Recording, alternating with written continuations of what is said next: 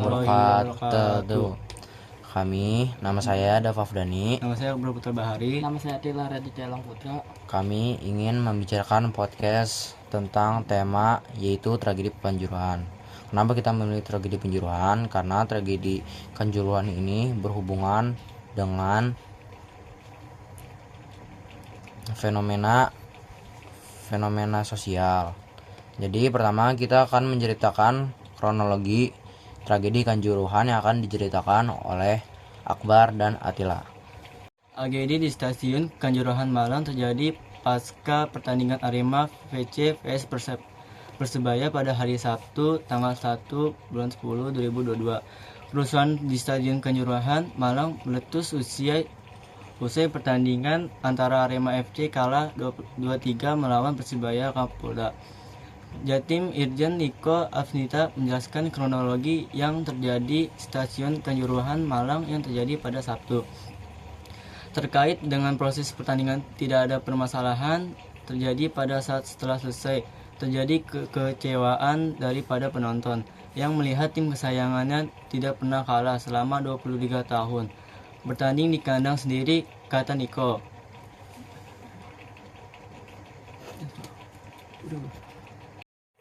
Niko mengatakan karena supporter kecewa timnya kalah, mereka lalu turun ke tengah lapangan dan berusaha mencari para pemain dan ofisial untuk melampiaskan kekecewaannya. Oleh karena itu, pengamanan melakukan upaya pengalihan supaya mereka tidak masuk ke dalam lapangan mengincar para pemain, ujarnya. Lalu mereka pergi keluar di satu titik di pintu keluar, yaitu kalau enggak salah pintu 10. Kemudian terjadi penumpukan di dalam proses penumpukan itulah terjadi kurang oksigen oleh tim medis dan tim gabungan. Ini dilakukan upaya penolongan yang ada di dalam stadion. Kemudian juga dilakukan evakuasi ke beberapa rumah sakit. Terang Niko. Jadi akan menjelaskan tentang penyebab tragedi Kanjuruhan. Penyebab tragedi Kanjuruhan sendiri adalah karena Persebaya itu tidak terima timnya kalah. Jadi para supporternya itu turun ke lapangan untuk melampiaskan amarahnya terhadap timnya. Nah, karena banyaknya supporter itu terjadi desak-desakan. Nah, ditambah lagi polisi yang meluncurkan gas air mata agar mungkin polisi itu mengira jika menyiram gas air mata itu akan meredup, tetapi malah tambah parah. Bahkan dalam tragedi Kanjuruhan itu terjadi korban yang jumlahnya sampai 135. Nah, penyebab jumlah korban ini ya karena terjadinya desak-desakan antara supporter lain dan gas air mata yang ditimbulkan karena polisinya.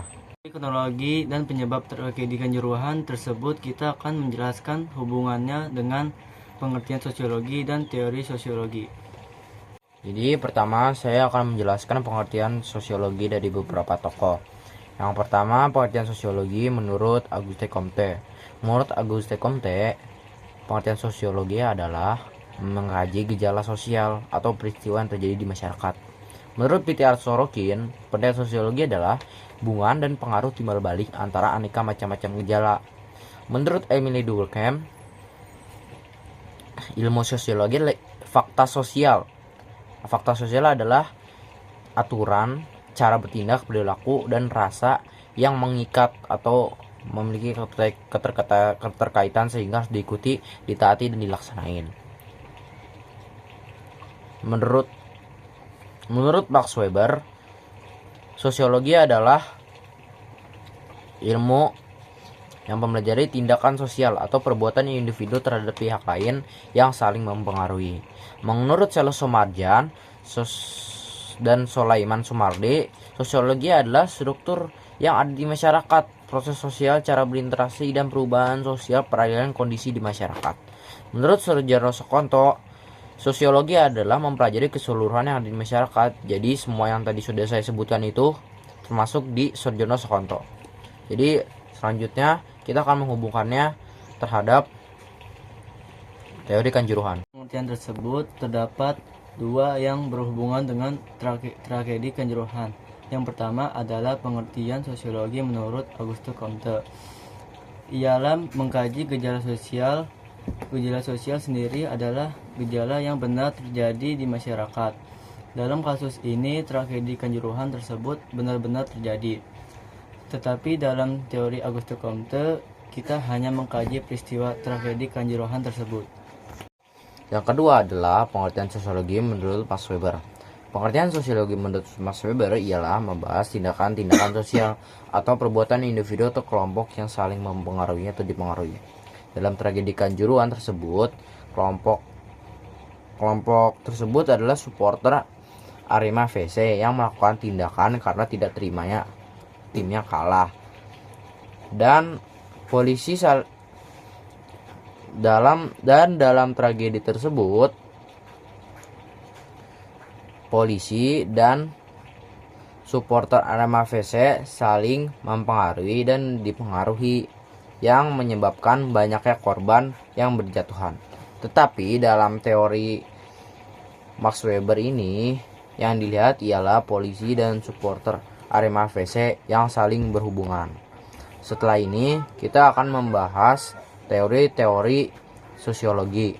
Tragedi Kanjuruhan berhubungan dengan teori struktur fungsionalisme, di mana dalam tragedi tersebut lembaga polisi tidak berfungsi mengakibatkan korban berjatuhan, dan berhubungan dengan teori konflik di mana supporter Arema yang tidak terima kalah yang menyebabkan dilontarkannya gas air mata akibat kerusuhan tersebut. Jadi dampak dari tragedi Kanjuruhan itu adalah banyaknya korban jiwa yang berjatuhan, lalu banyak korban yang luka-luka. Ada beberapa yang anak kecil dan ada juga beberapa yang remaja. Lalu dampak secara global adalah Indonesia menjadi mata yang buruk di dunia karena tragedi Kanjuruhan tersebut.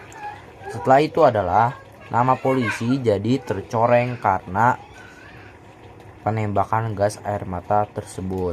Lalu solusinya apa agar tidak terjadi tragedi Kanjuruhan tersebut yang akan disampaikan oleh Atila? Solusinya adalah supporter Arema FC harus menerima kekalahan dengan cara yang baik agar tidak menimbulkan kerusuhan dan korban jiwa. Dan supporter Persebaya respek terhadap supporter Arema FC agar tidak menimbulkan kemarahan. Saya tambahkan lagi, solusinya yang terakhir adalah bahwa keamanan di stadion itu harus ditingkatkan agar tidak jadi kerusuhan.